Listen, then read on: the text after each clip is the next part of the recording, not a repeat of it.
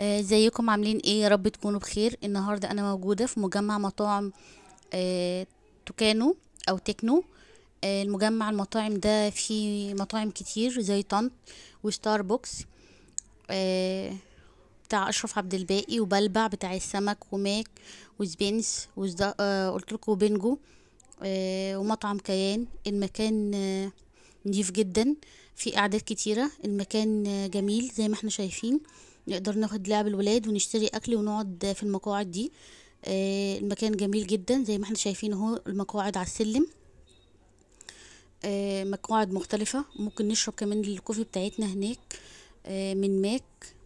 وبنجو طبعا في اكتر الالعاب اللي معروفة زي السكيت وسكيت بورد والالعاب دي، والعربيات طبعا اللي الولاد بيدوروا عليها هنلاقيها هناك. العنوان بالتفصيل: شارع يوسف عباس، شارع النصر، بعد المنصة، يمين بعد التأمين الصحي. المكان زي ما قلت لكم هصوره لكم بقى. هنطلع هنشوف مطعم أشرف عبد الباقي والقعدات اللي فيه. طبعا كمان في كيدز ستيشن. كيدز ستيشن ده مكان لعب أطفال أو ملاهي أو عامل زي حضانة. هو مكان جميل جدا. للأسف معرفتش أصور لأن التصوير ممنوع، وابني مرضيش يجي معايا. كنت هدخل العابه جوه، للاسف مرضيش، فهحكي لكم بقى واقول لكم التفاصيل. الكيدز ستيشن اول ساعه ب165، وتاني ساعه ب135، وتالت ساعه ب100 جنيه. طبعا الخصم باين اهو، فرق 30 جنيه بين كل ساعه وساعه. المكان جميل جدا وكبير، كله قعدات لطيفه. هصور لكم في اخر المقطع هتلاقوا مطعم بلبع. المطعم جميل جدا واسعاره كويسة. لو عايزين تعرفوا المنيو او اسعار المنيو هسيبها لكم تحت في التعليقات. بصوا بقى، صورت لكم المكان على قد ما اقدر. اعداد جميلة جدا. الصيف بيحب الخروجات، سواء بفلوس او سواء مجانا. المجمع بتاع المطاعم ده فيه اعداد تحت مجانيا، نقدر نستمتع بيها وناخد لعبة الولد معانا، ونقدر ناخد الاكل ونقعد في المقاعد اللي تحت المتخصصة اللي هي المجانية. ونقدر برضو لو عايزين قعدات برضو غالية او بفلوس، نقدر نقعد في اي مطعم اللي قلت لكم عليه دول. فسحة سعيدة ورحلة سعيدة. هنا ده مطعم اهو، صورته لكم. بصوا الجو عامل ازاي طبعا، والاجواء جميلة. بما ان الصيف بيحب الخروجات والفسح وطول الليل سهرانين، انا حبيت اشارك معاكم تجربتي او خروجتي.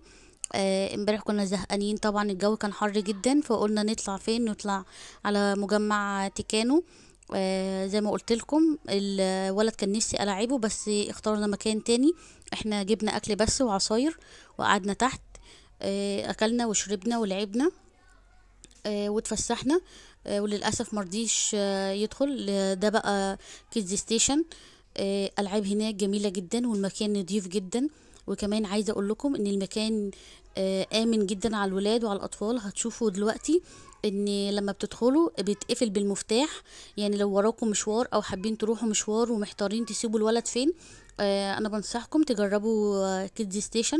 تسيبوا الولد فيه ساعة 2 3. قالوا لي هناك من اول سنتين لحد 4 سنين ينفع تحجزوا للولد وتسيبوه هناك. في بنات متعاونين جدا. ما تخافوش يا جماعة، المكان آمن. وفي هناك كمان لعب متخصصة ولعب جميلة جدا. ده الكافيتيريا او المكان اللي بنخش فيه بنستنى الولاد. الولد بيخش واتنين مرافقين بيخشوا معاه.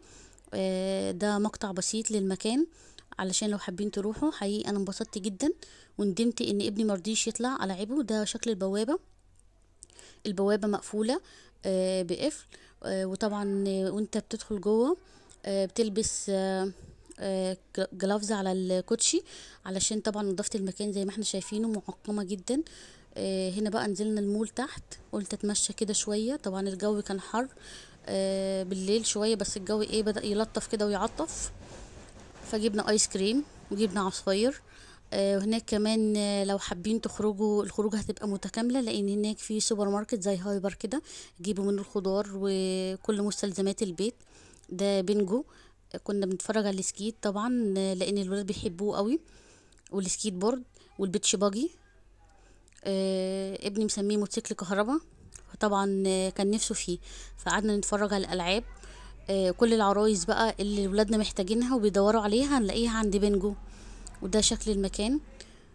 لو حابين تجيبوا بقى اي لعبة معاكوا، سكيت او سكيت بورد او عجلة اطفال، حابين تروحوا تستمتعوا بالجو هناك والمكان هناك، المكان مفتوح مجانا من غير رسوم، حقيقة هتستمتعوا. هحاول اصور لكم خروجات كتيرة تبقى على قد الايد وبسيطة علشان الولاد يستمتعوا بالاجازة على قد ما نقدر. وهجيب لكم مصايف كمان رخيصة باسعار بسيطة في متناول الجميع. ده مدخل بلبع. حبيت اصور لكم الديكور بتاعه، حقيقي الديكور جميل جدا. هنطلع بقى ونشوفه. ده دخلة مطعم بلبع،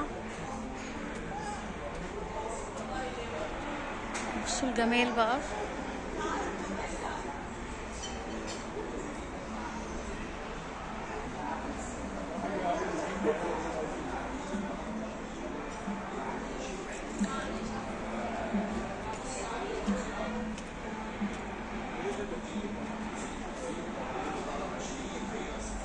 اشكال مراكب، مراكب صيد،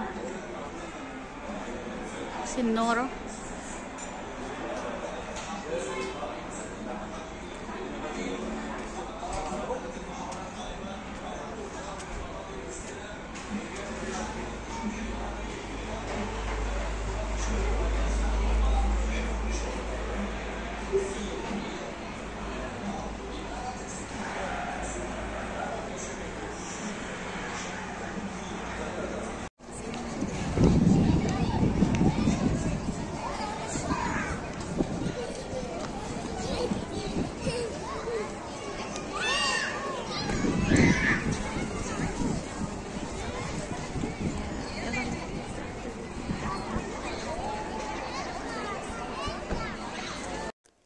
بصوا كمان علشان تتأكدوا هتلاقيني مصوره لكم السكيت وعربية الأطفال، علشان تتأكدوا بس ان هو مسموح بدخول الألعاب او مسموح ان كنتوا تلعبوا في المكان ده، سواء بسكيت او سواء بسكيت بورد او سواء بسكوتر. هتلاقوني مصوره لكم في المقطع اللي جاي. رحلة سعيدة. وبصوا الولاد كمان مبسوطين كمان ازاي. الجو كان جميل. اهو السكوتر، واهو العربية. اشتراك ولايك وكومنت بقى لو وصلتوا لغاية هنا.